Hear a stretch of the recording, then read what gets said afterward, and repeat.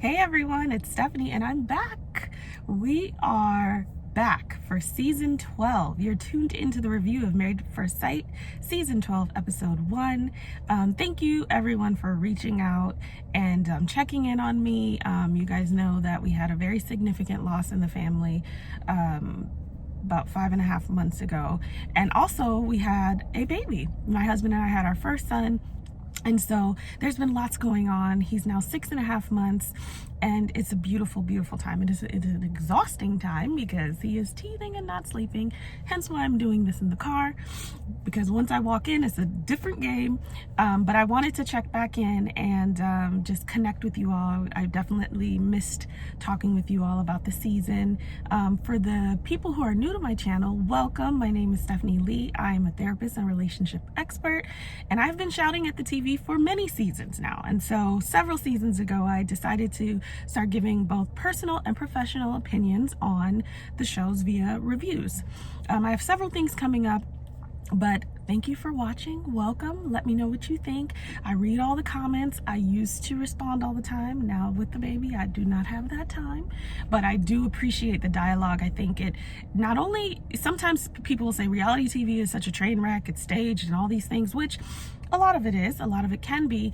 But I think by watching these things, the way that my brain works is like, how can I get something out of this? What can I do to make this more of a fruitful time? I don't do that with everything, but the interesting thing about these shows is that sometimes we're like, oh my God, we're so judgmental from the couch, right? Sometimes we're like, oh my God, I can't believe he said that or she did that. And we're doing the same thing. I have seen myself in some of these characters where I'm like, or people, but they play a certain character for the series.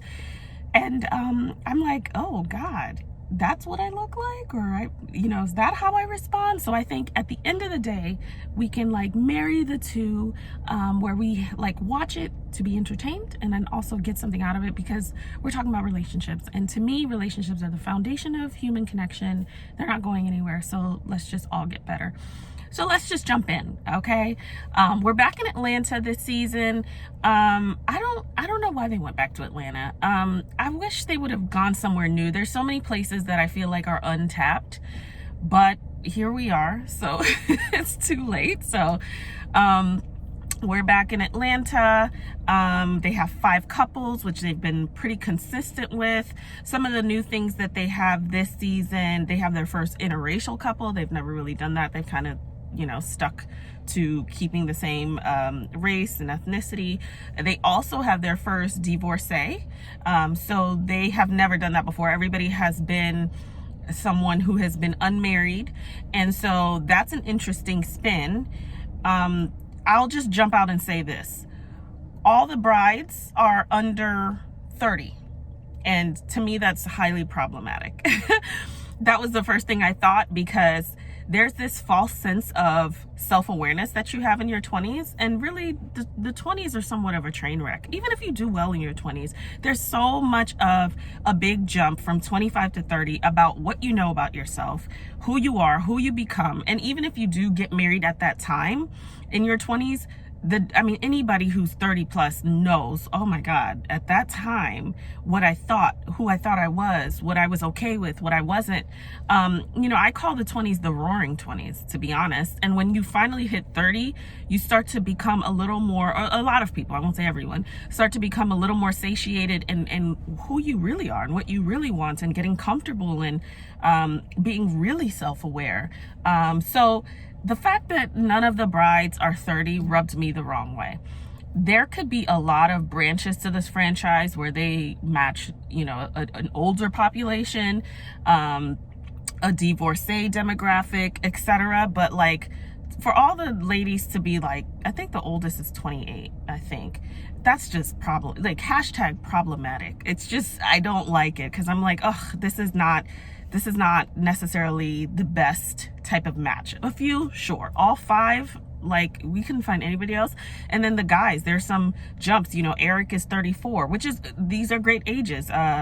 What's his name? I need to, Jacob, because I have a little cheat sheet, because, only 1 episode in. Jacob is 38, and who he's matched with is someone who is 10 years younger than him. That's a lot, So let me just jump in. because we got a lot to cover. The first couple is Vincent and Brianna. So Vincent is titled as the legacy builder, and he has this romantic, sensitive aspect of him, really excited for marriage, wanting to have the family that he has never had. So Vincent almost had me until I watched him at the bachelor party. I was like, okay, he's sensitive, he's romantic, he's gonna really bring out the softer side of Brianna.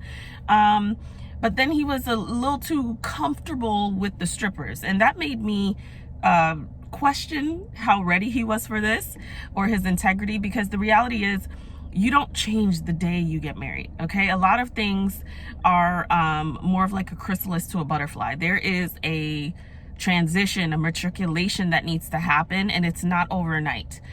So when you decide to get married, and this is for everyone watching as well, if you're not married, that needs to start happening. The change needs to start happening when you have decided that you want to be married, not when you get married. Because there will be lots of other things that you'll know that needs to be changed, because marriage is a mirror. There is no better mirror to show you who you are than marriage, because that really holds up a lot of what you don't have to see, and a lot of what other people don't hold up to you. Your family doesn't have to hold that up to you, because they can accept you for who you are. Your friends don't have to challenge you to be different. Marriage, a partnership, living with someone, that definitely challenges you to see yourself in a way that you didn't realize and that you wouldn't have otherwise.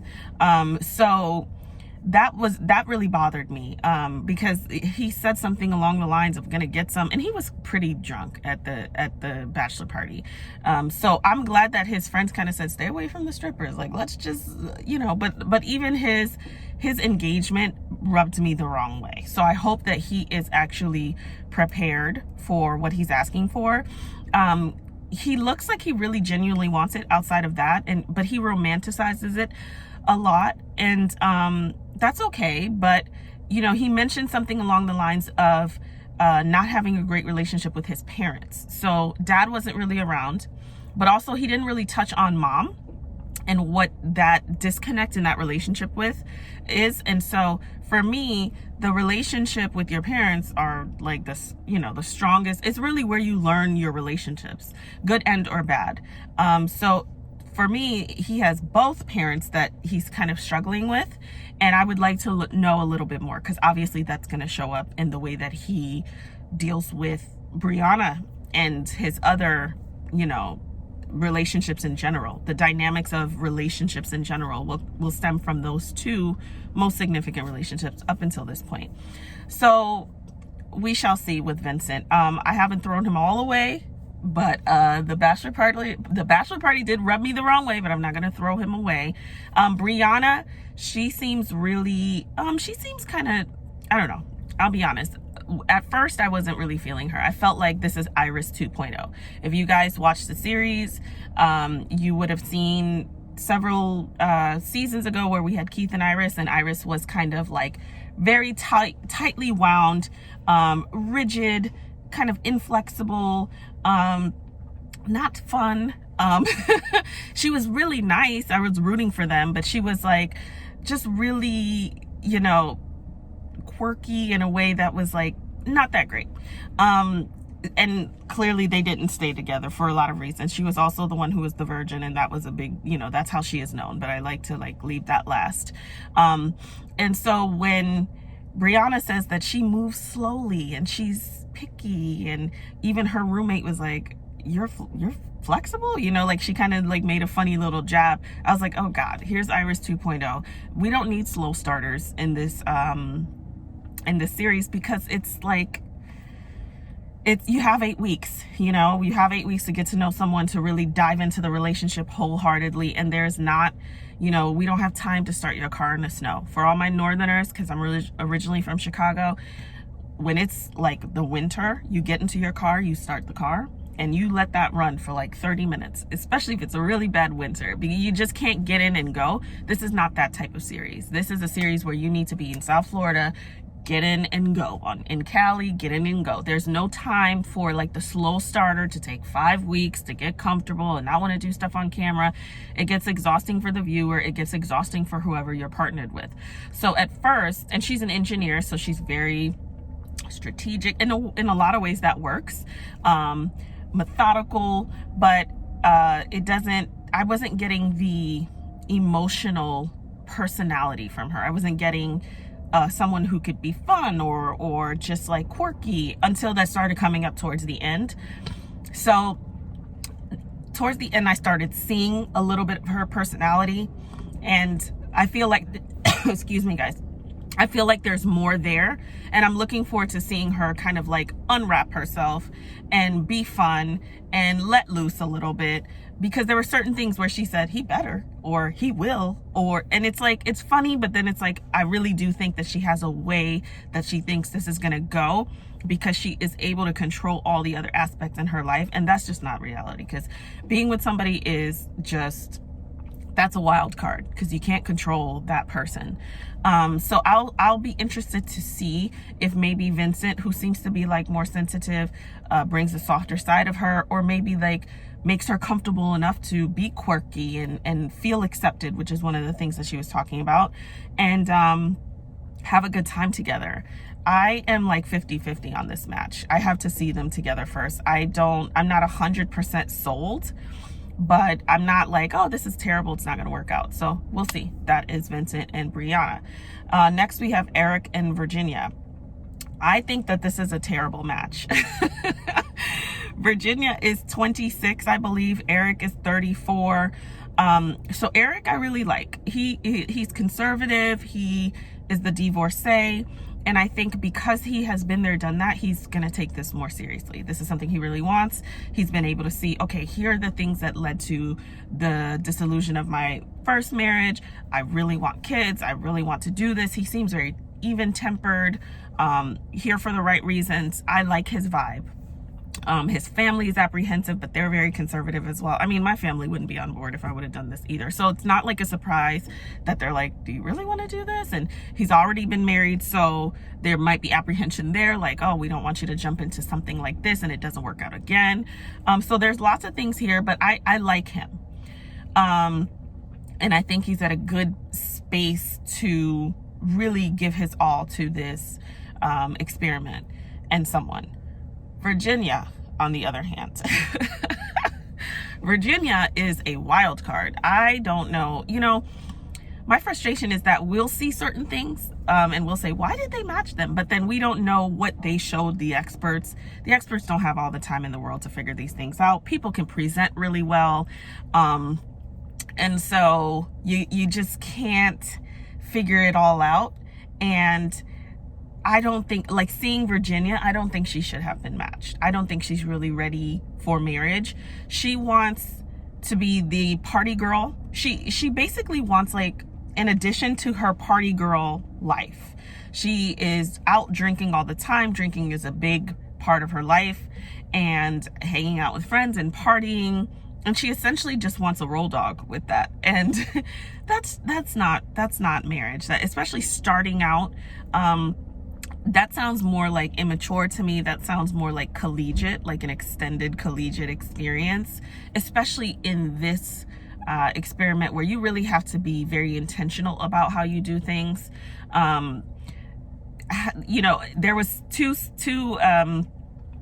points where he was saying, God, I hope my wife isn't doing something crazy or isn't like essentially a party girl. And then they switched to her being a party girl. And then there's one frame where she's like, I hope he doesn't have a problem with me partying. And I essentially don't want to change my lifestyle. And when she said that, I was like, red flag. You know, you have to change your lifestyle when you get married. Okay. You have to make room to include someone else. You have to be able to have collaborative conversations to where it doesn't always go your way, and you learn to accept that. It doesn't always go the other person's way either, and you learn to accept that. She just seems very immature to me. The age gap is, and if she was more mature, I would possibly be okay with the age gap, but the 8-year difference, he seems just so wildly seasoned. and she seems so wildly unseasoned. You know, she's meat straight out the pack. He is already seasoned and on the grill. They taste two totally different things. One you don't even want to eat. So that's where I'm at with them. I think I don't see it going well. You know, I hope I'm wrong, because I'm an optimist for love. So if they all work out, that's great. But I don't see it going well, because I feel like they're too different, and I feel like they want different things. Like he's been married, he's had that experience of being settled, he wants children.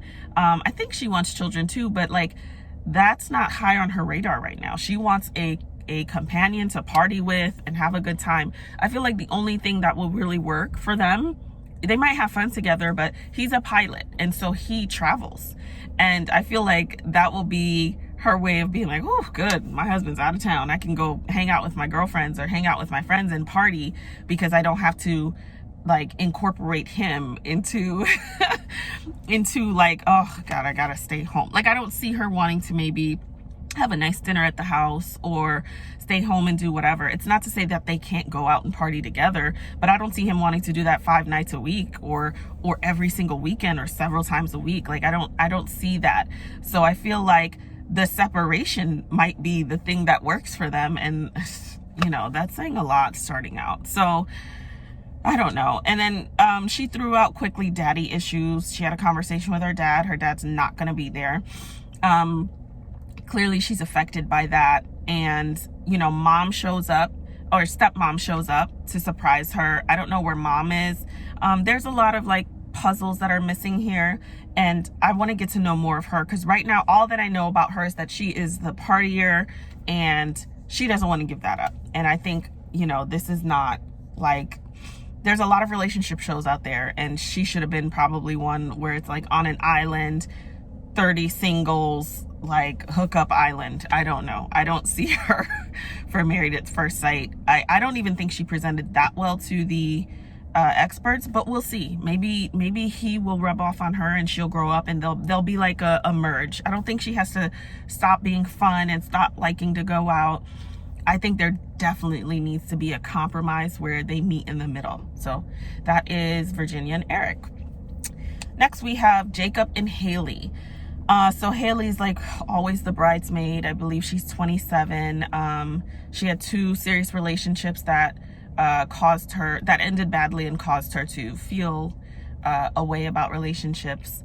What else? A lot of her friends were saying that she kind of calls the shots in relationships, or she's the one who has denied relationships for a long time. I think she said that the last relationship she was in was when she was 21. So for me, that was a pink flag. I'm like, you're 27, 21, like is really young. What have you, you know, what have you really learned or experienced? Like these would be the years that you maybe experience more of a mature love. So I'm confused there. The time, like 2 + 2 is like 17 right now for me and her. There's something else that she said that gave me pause. I can't really remember it, but she seems like a little apprehensive. Like she's saying the right things, but she seems apprehensive. And it's beyond to me the normal apprehension of the experiment. So I hope she's really ready to kind of dive in. I don't know. She's matched, you know, there's just something about her that I'm not 100% sold on, but maybe as time reveals itself, she will show and prove otherwise. You know, her friends were really surprised that she was getting married, because it's just like, they didn't see that for her, I guess, because of the way that she has put a wall up in relationships. So I'm hoping she's able to bring that wall down, and we'll see. I mean, I don't have much more to say about her. She's matched with Jacob.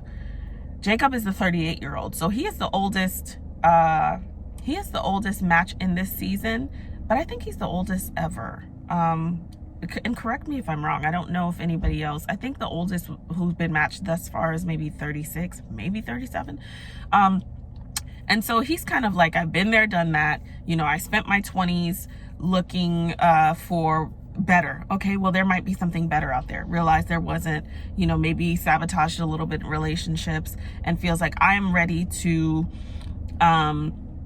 settle down. You know, he's like, hey, I'm getting older, I'm waving at 40, hello 40. And so you start to think about life a little differently, especially if you want to have a family.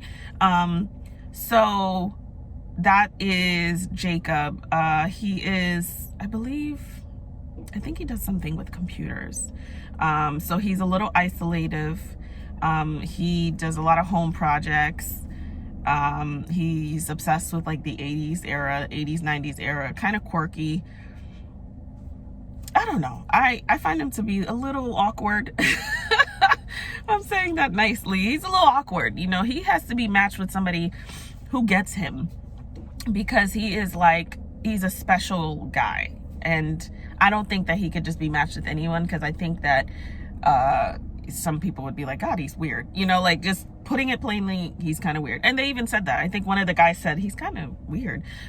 He's quirky. I'll say that nicely. There's like an awkward element to him where somebody will like that. I don't think that that is a match for everyone or most people, but he just has to have one. So I'm hoping that it works out. I don't get sparks in a huge connection with Jacob and Haley as I'm seeing it, but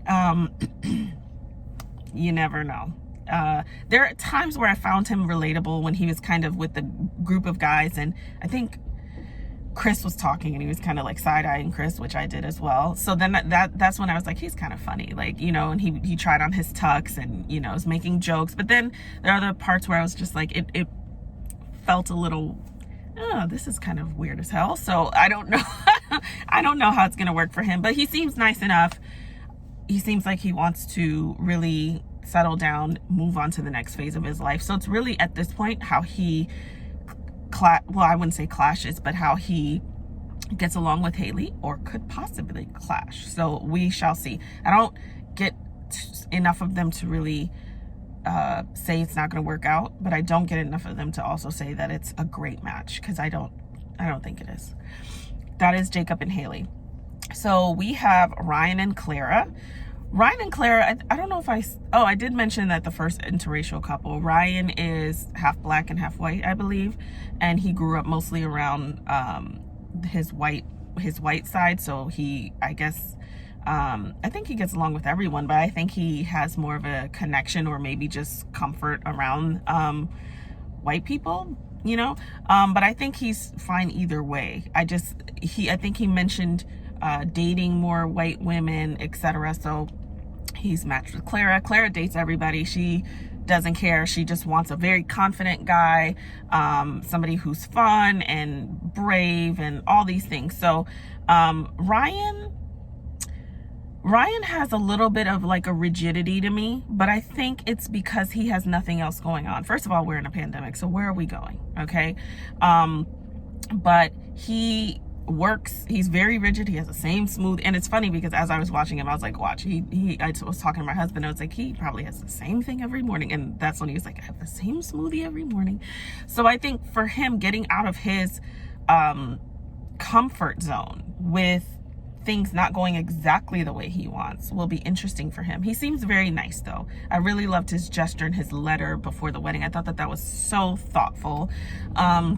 But the 2.5 to 3 hours a day at the gym, that's gonna have to stop, because like, now that you have somebody else, you're now gonna want to come home and maybe spend time with them, or do dinner, or talk about your day. And you know, that sounds easy enough, but when people are really a routine type of person and they're also comfortable in their routine, disrupting that is more problematic than you think. You think it's not going to be a big deal. Oh, you'll want to come home and spend time with her, but it all sounds good. And this is why I said early on that in getting married, like, the changes need to start long before you actually get married. At least the frame of mind needs to change, or just the beginning of making room, because when we're comfortable in our comfort zones, though we say, of course you have to compromise, of course I'll have to do this, oh, I know that, you know, the reality is it is more difficult than we think, and it really isn't comfortable.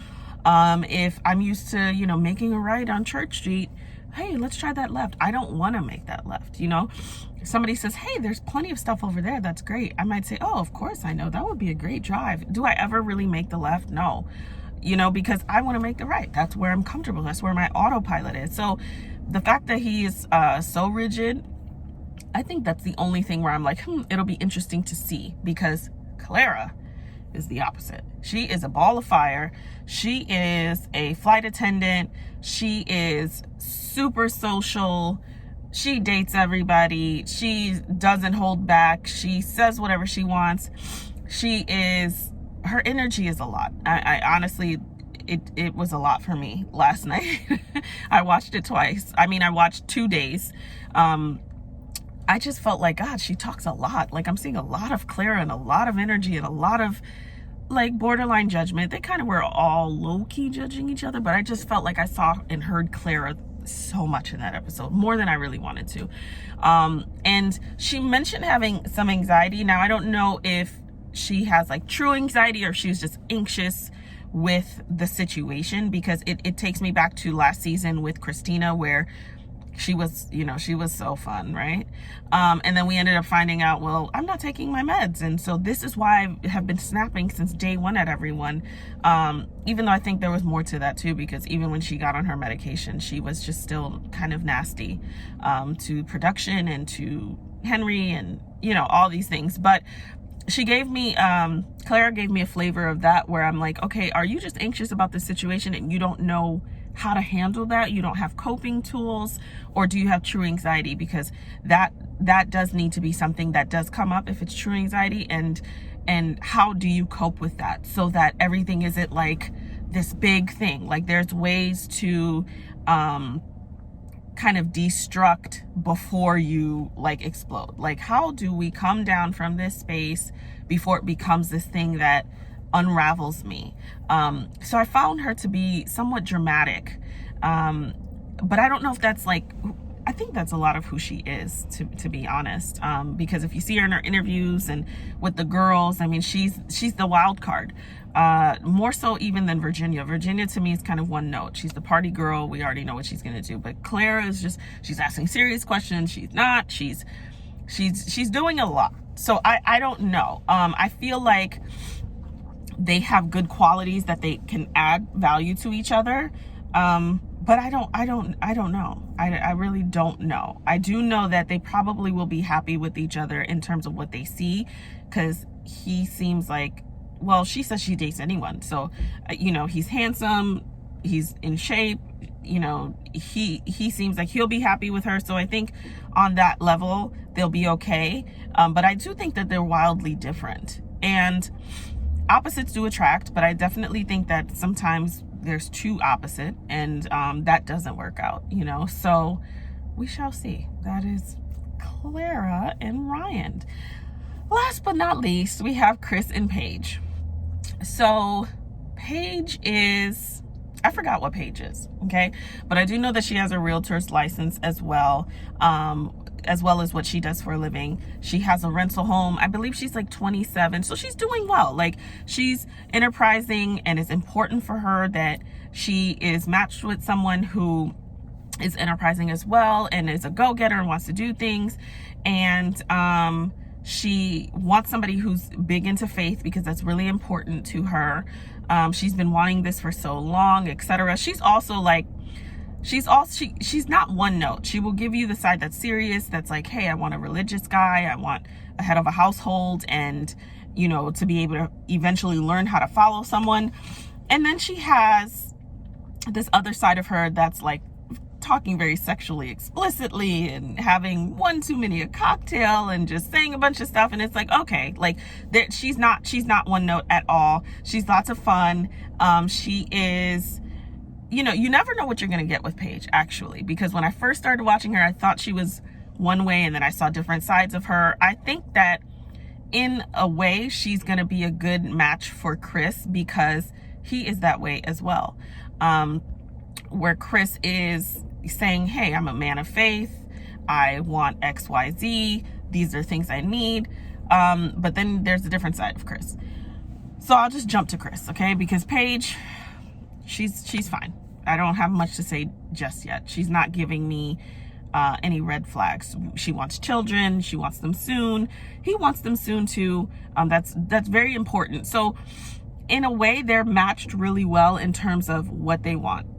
Both successful, both enterprising, both value faith, both value family, both want children, etc. Chris is a bunch of red flags to me. Chris is, I don't know. Where do I begin with Chris? Chris was matched. I don't know if Chris should have been matched. Here's why I say that.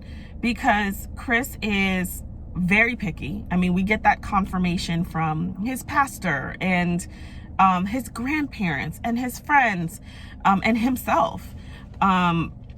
But a part of me is like, maybe he needs to be matched because he would continue to get in his own way. Red flag number 1, he was engaged 5 minutes ago. After knowing the girl for like maybe 3 months or 4 months, I mean, to me, that shows questionable leadership. Talking about wanting to be the lead of the household, like that shows very questionable leadership to me.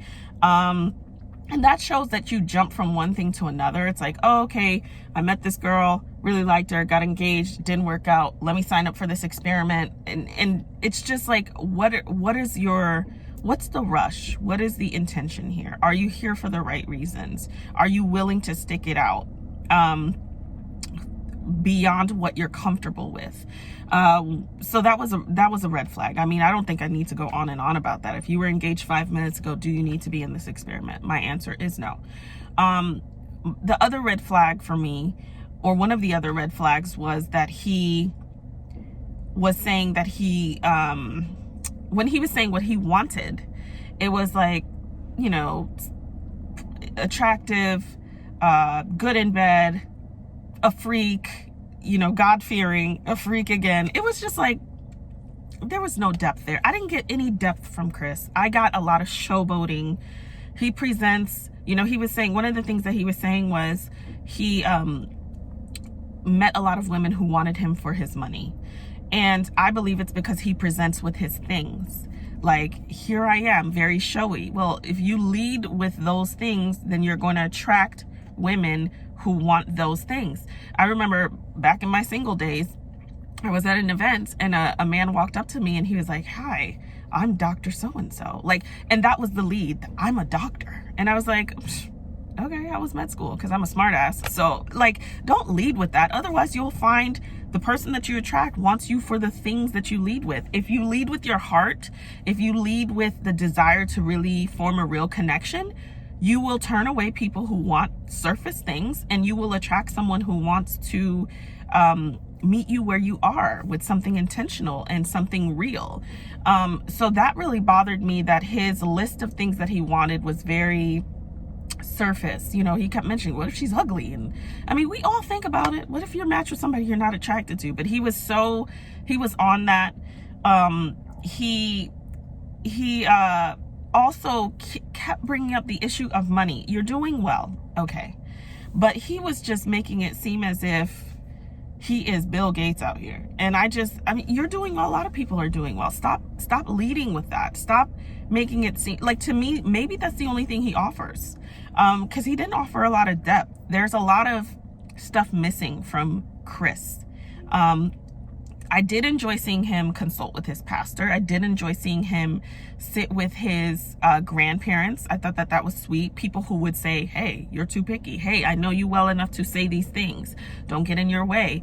I did enjoy that he stayed away from the strippers. Like, you know, the blow up doll thing, whatever. I think he was trying to be cheeky and funny. But I like that he was smart enough to say, in 5 minutes, I'm about to be a husband. I don't need to be, you know, hanging out with the strippers on some, this is my last night, let's get it in. Like, I did enjoy that about him. That showed a little bit of restraint and maturity, but that was it.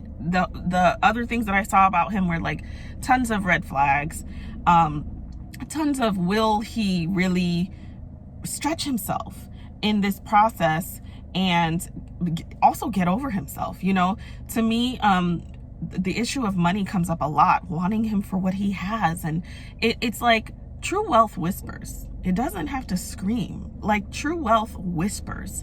And so him kind of like peacocking around was just such a turnoff, because I was just thinking, what else do you have to offer? And do not treat this woman that you're matched with as if she wants something from you. She doesn't know you, and she's doing well in her own right.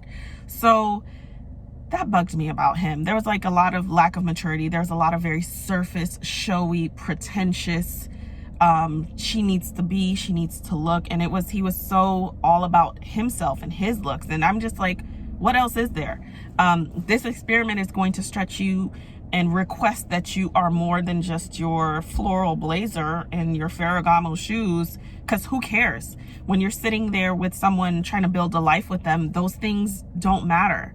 And being picky, I mean, you know, putting it nicely, like, you're not the brightest crayon in the box. Like, so why, you know, like him saying she needs to be this and she needs to look this way, like, you know, it just forces you to, like, if he would have come more humble, I probably wouldn't say that. But I'm just like, you're not that great. Like, why are you dead set on having this person and what they need to be and what they need to look like? It's like, you need to be on a different type of path, because this is going to put you in a position to have to stretch yourself and to have to look beyond the surface. So I don't know, it could work, but he really has to find some humility. He has to find some depth. You know, she's gonna have to stretch herself as well, just like everybody in the experiment. But he was the one that was like really braggadocious, and it was a turnoff because the same things kept coming up and it was like a bad song on loop. So I'm not a fan of Chris right now, but we'll see. So that is my review on the first episode of Married at First Sight season 12. Let me know what you guys think. I know you will. And I'm gonna definitely, while I'm up nursing in the middle of the night, check out your comments. And don't forget to subscribe, comment, and like. And I will see you guys next week. Everyone have a wonderful weekend.